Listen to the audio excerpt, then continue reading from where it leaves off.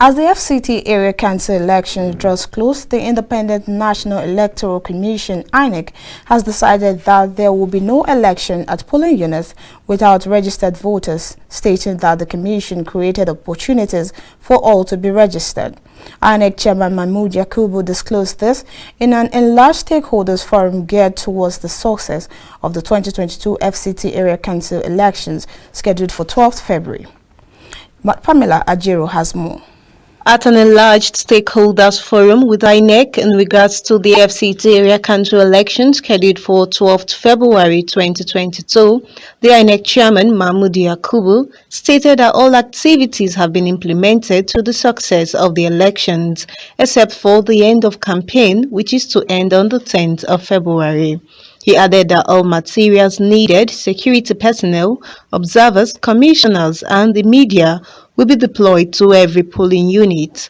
He further stated that elections will not be held in polling units without registered voters and that all results will be uploaded as soon as the polling unit closes. Consequently, there are 593 polling units in the FCT without registered voters. 1,328 polling units with between 1 and 50 voters, and 546 polling units with over 1,000 registered voters.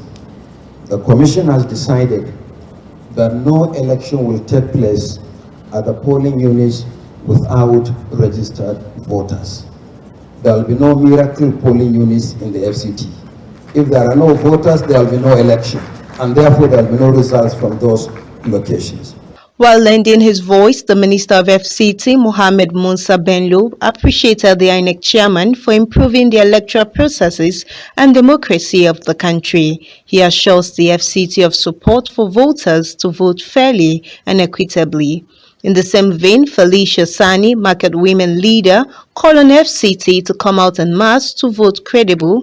She also employ all youths and leaders to shun violence. One clear message saying that if we want our democracy to survive and if we want our democracy to be deepened so that good governance can be entrenched, then we have to work, all of us as a team, to make sure that the electoral process is free, fair, and inclusive. I just got these words from them today. We have no other Nigeria like this one.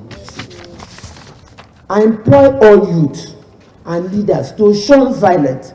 When I see people carrying stick, you stick your voter's card, carrying stick, running helter-skelter, to where are you running? The FCT youth also appealed to political parties and leaders not to cause disruption at the poll. Send this signal to the young people of the Federal Capital Territory not to use themselves for electoral thuggery, not to use themselves for electoral malpractices. If election come and go, Nigeria remains. If election come and go, you remain. If you are being used and you went with the election, that's the end of everything. And we hope that young people will not be used for the election malpractices. As political stakeholders, desperate people who want to be in power must think of the security and the future of the FCT. They must be careful with the kind of words they are using in the next 4 days of campaigning. Whatever they want to do, they should think about the future and the security of the citizens of FCT. That is what is more important to us. It is hoped that the 2022 Area Council election will be the beacon for a peaceful and credible 2023 general election. Pamela Ajero, KAFTAN Television News, Abuja.